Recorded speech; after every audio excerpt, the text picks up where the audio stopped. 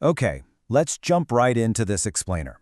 We're going to dive into a wildly classified, almost unbelievable story about how the desperate do-or-die urgency of World War II accidentally laid the foundation for our entire modern electronic age.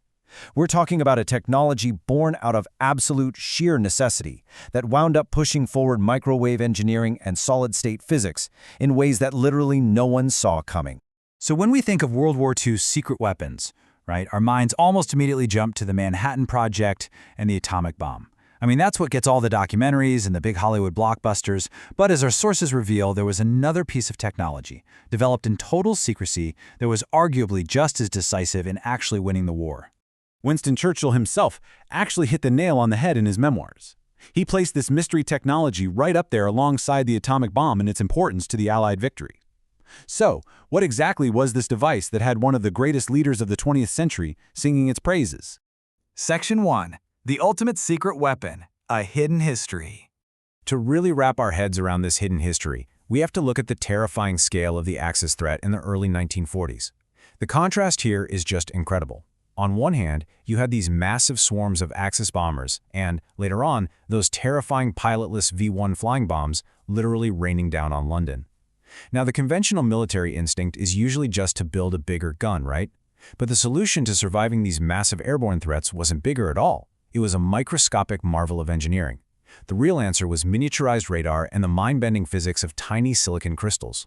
Section 2. Shrinking Radar, the VT Fuse. We're talking about taking a technology that would normally fill an entire small building and compressing it into an unbelievably small package. This absolute miracle of engineering was the VT, or Variable Time Fuse. Most folks just called it the proximity fuse. Instead of just firing into the sky and, guessing when a shell might hit an aircraft, this device packed a complete radar station, transmitter, receiver, amplifier, detonator, the whole shebang, right into the nose of a 5-inch artillery shell. It was, for all intents and purposes, the world's first smart weapon. But the engineering challenge they faced? Staggering. Absolutely staggering.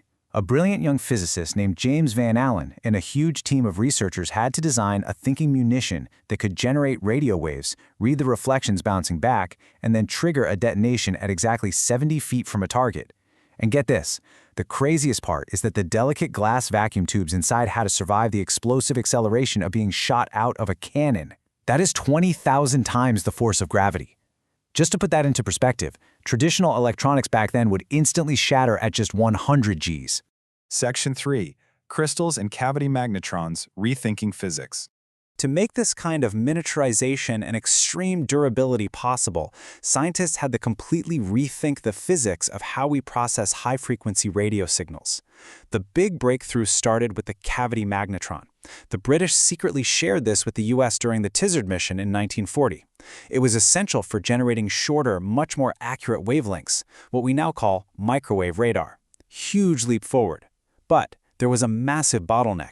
The older receiver technology, specifically those traditional vacuum tubes, well, they simply couldn't handle the intense speed and frequency of these new microwave signals without instantly burning out.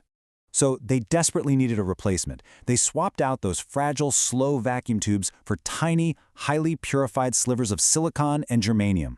Places like Purdue University, MIT's Radiation Lab, and Bell Labs somehow figured out how to purify these elements to 99.999% and then purposely dope them with impurities.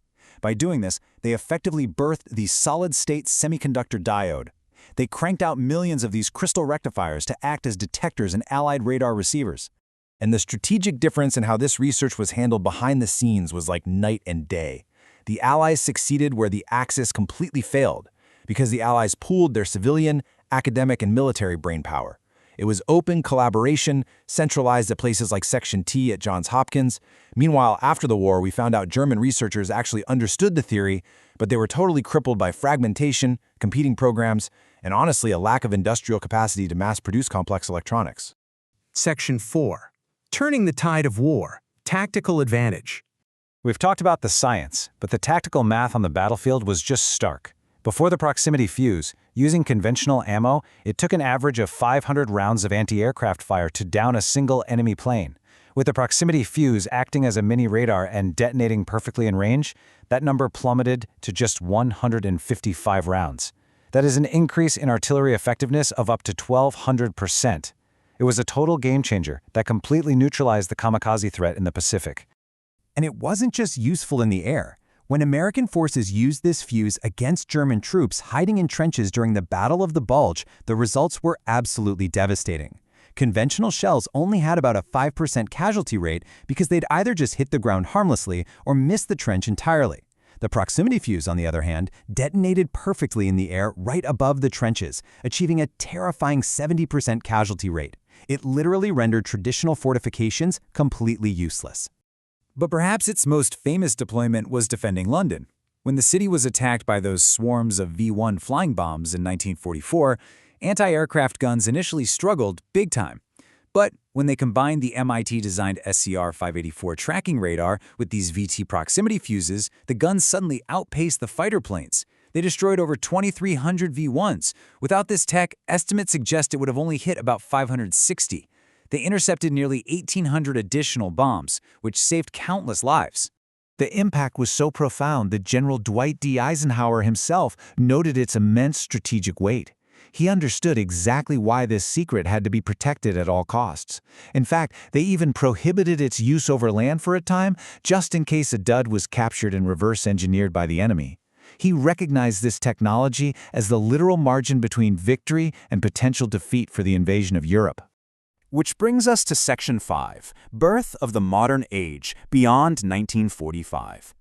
Because, the story doesn't just stop in 1945. What you should really take away from this explainer is how the destructive urgency of war inadvertently engineered the very tools of our modern peaceful lives. The massive industrial push required to purify silicon, stabilize germanium, and harness microwaves for the proximity fuse directly accelerated our leap into the information age. Post-war, this tech evolved incredibly fast.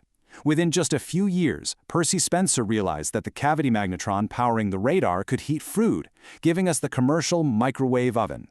Meteorologists used the exact same radar to track weather patterns. By 1947, Walter Brattain at Bell Labs used the high-purity germanium developed at Purdue for wartime radar to invent the first point-contact transistor. And in 1958, James Van Allen used the shock-hardening techniques he learned building the proximity fuse to protect the delicate instruments on Explorer 1, America's very first satellite. It's just wild to realize that our modern, hyper-connected world was accidentally born from the desperate need to build a weapon that could think for itself. Every single time you check the weather, heat up a meal, or look at the silicon-based microchip powering the device you're using to view this explainer, you are looking at the direct legacy of the proximity fuse. So I'll leave you with this to chew on. How does it change your view of the modern world to know that the origins of your smartphone lie hidden inside a highly classified World War II artillery shell? Thanks for joining me on this deep dive, and keep questioning the history behind the technology we use every single day.